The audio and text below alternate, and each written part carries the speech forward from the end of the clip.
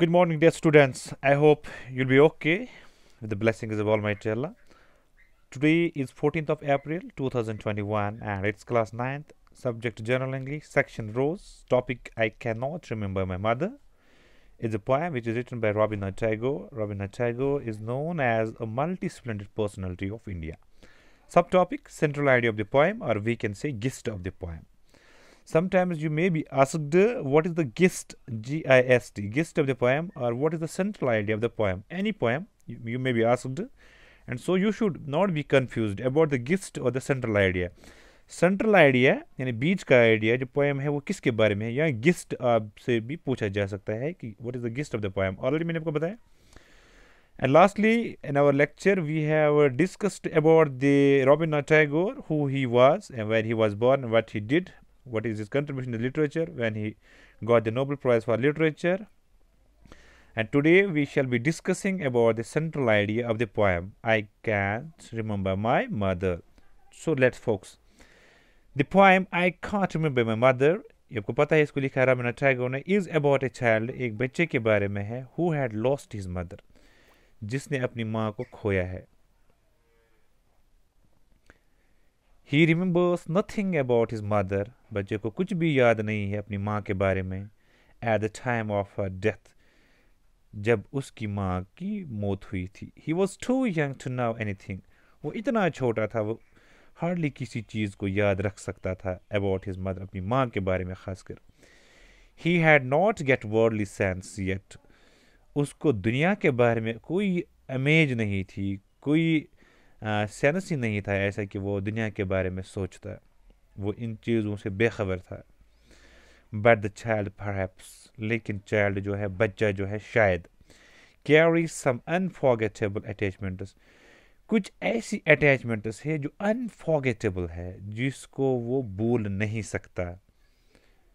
Of the mother's image, अपनी माँ की तस्वीर को लेकर उसकी कुछ ऐसी अटैचमेंट्स है जिससे कुछ ऐसी यादें हैं, कुछ ऐसे लम्हे हैं उस तस्वीर को देखकर जिनको बच्चा जो है वो भूल नहीं सकता. इन हिज माइंड, जो कि स्टिल अब भी इस पोएट यानी रवीन्द्रनाथ टैगोर, और वी कैन से जो चाइल्ड है इसके दिमाग में. It's really beautiful poem. कि पोएम में जो है ये रवीन्द्रनाथ टैगोर ने लिखी है. रवीन्द्रनाथ टैगोर इस नज़म में जो शायर है वो कहता है कि उसे अपनी माँ के बारे में कुछ याद नहीं. उसकी माँ का इंतकाल इसके बचपन में ही हो गया था.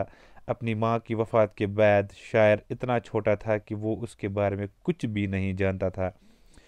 उसे उतना भी याद नहीं था कि वो देखने में कैसी लगती थी. उसे अपनी माँ की याद सिर्फ तब आती थी जब उसके कानों में एक धुन पड़ती है.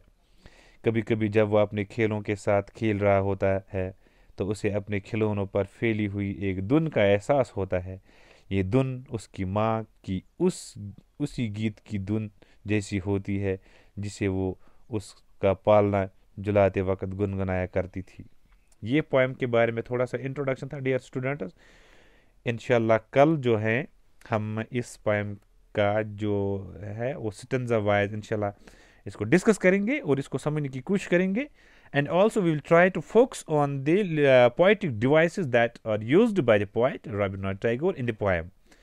तो पोएटिक डिवाइस को समझना ज़रूरी होता है कि पोएम में कौन से पोएटिक डिवाइस यूज़ किया है पोएट ने. जिसमें कभी कभार सिमली भी आता है, एलिट्रेशन भी आता है, पन भी आता है, रिदम भी आता है, राइम भी आता है, मीटर भी आता है, एनाफोरा भी आता है, पर्सनिफिकेशन भी आता है, एलोजन भी आता है. इसमें बहुत सारे पोएटिक डिवाइस है कि एक बार जब इंशाल्लाह आपको इन पोएटिक डिवाइसेस के बारे में पता चलेगा तो फिर ज़िंदगी भर आपको कभी प्रॉब्लम नहीं होगी कि इनको पहचानने में. पोइट्री इतनी नहीं होती कि हम पढ़ेंगे बस, लेकिन पोइट्री को पोइट्री अंदाज में पढ़ना और फिर यहाँ से देखना कि शायर ने कौन सी चीज़ किसके लिए इस्तेमाल की है, रियल सेंस में ये क्या दर्शाती है, ये क्या कहना चाहती है, ये पोएम का जो है असली मकसद क्या है. I hope it's enough for today. Thanks. Have a nice day ahead. Stay safe. Thank you.